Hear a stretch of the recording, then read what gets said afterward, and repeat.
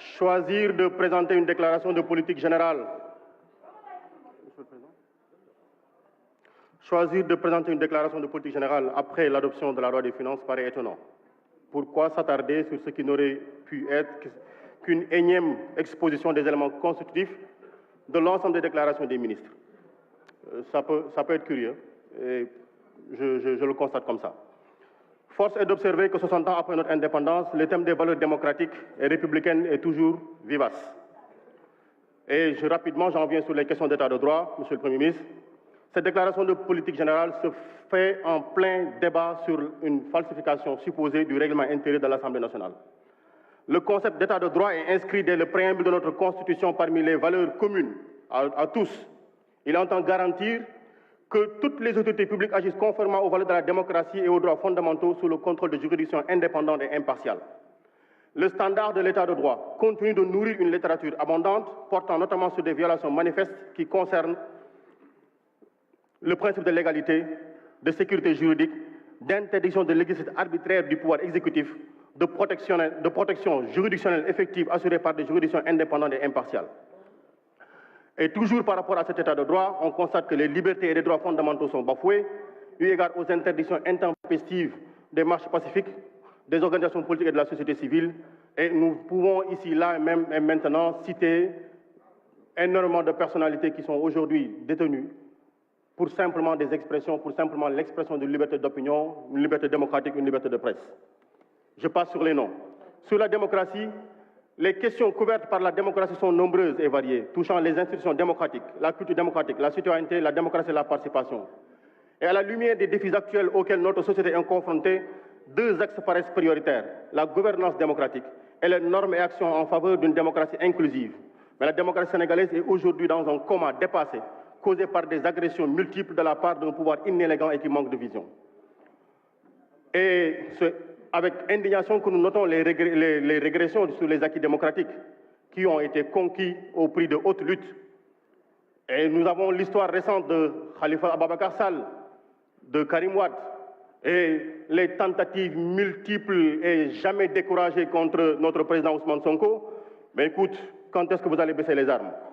Sur la question de notre souveraineté, Monsieur le Premier ministre, le Sénégal peut bien assurer sa souveraineté. Une souveraineté réelle, c'est-à-dire notre capacité à exister dans le monde actuel pour y défendre nos valeurs et nos intérêts. Il y a une souveraineté sénégalaise à défendre et il y a nécessité à la défendre.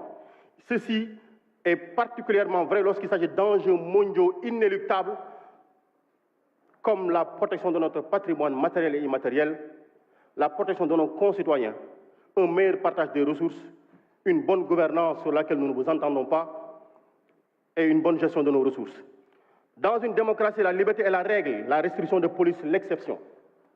Professeur, au moment où ces mots sont prononcés, des actes liberticides font le lot quotidien de l'activité du gouvernement. La présomption d'innocence est souvent bafouée. La détention arbitraire est de plus en plus monnaie courante. La liberté de manifestation est systématiquement violée. La liberté d'association est malmenée. La liberté d'opinion est encastrée. La liberté d'expression est étouffée. Les droits les plus élémentaires, manger, se loger, se vêtir, dormir, apprendre, trouver du travail, vivre décemment sont devenus difficiles dans ce pays-ci. Nous dénonçons avec, oui, on parlera de viol, parce qu'on en a entendu. Mais laissez la justice faire son travail, c'est ça la politesse également. Nous dénonçons avec véhémence les tueries d'honnêtes citoyens totalement désarmés. Aussi bien lors des manifestations de l'opposition, et je parle des 14 morts. Je parle de François Mancabou, je parle de Didier Badji, je parle de Fulbert Sambou. Et j'aurais bien aimé qu'on ait un discours fort sur ces hommes qui ont défendu la nation, qui ne sont pas vus par notre famille aujourd'hui. Les conditions de la disparition, les conditions de la mort, on aurait aimé, parce qu'il y a eu des forces occultes, on aurait aimé, parce que quelqu'un est mort, qu'on s'exprime, que tous les Sénégalais entendent que ceci ne nous plaît pas et nous inquiète et qu'il y a une réaction à faire. La République, c'est une idée, mais aussi ce sont des valeurs. Le préambule de la Constitution en parle.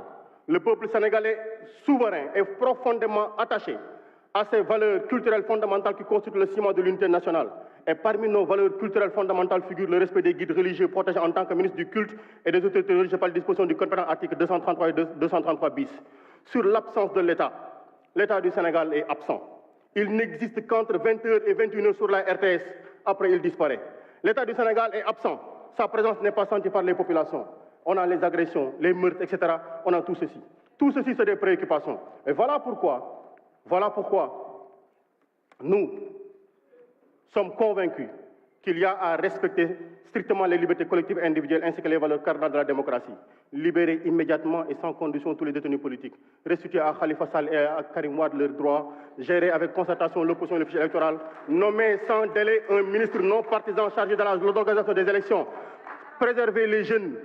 Préserver le vote des jeunes avec le cas des primo-votants. Assurer la séparation des pouvoirs. Abréger la souffrance des Sénégalais et des Sénégalais, notamment les couches les plus vulnérables. On va essayer de continuer de discuter. On le fera parce que même dans le brouhaha, notre parole se fera entendre. Combattre efficacement la pauvreté. Mettre au cœur de la politique agro-sylvo-pastorale les intérêts des populations et des familles rurales. Restituer aux populations sénégalaises leurs terres. Réduire le chômage. Sur le fait de constituer des commissions d'enquête parlementaires. Éclairer la lanterne du peuple sénégalais sur les auteurs de ces tueries et rendre justice. Diligenter une enquête sur la mort de François Mancabou.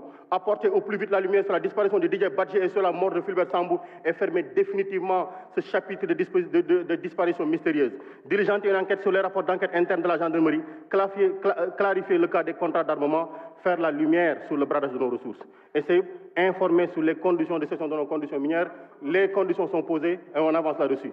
Mais au regard de tous ces faits intangibles, Monsieur le ministre, moi je suis encore en train d'attendre à votre deuxième prise de parole en répondant la question de confiance. Si elle ne vient pas, j'informe au regard de tous ces faits intangibles que nous, honorables députés du groupe parlementaire Yewwi Askan Wi, nous allons décider de déposer une motion de censure contre votre gouvernement. Merci beaucoup. Merci, chers collègues. La parole est à notre collègue El Hadji Oumar Youm.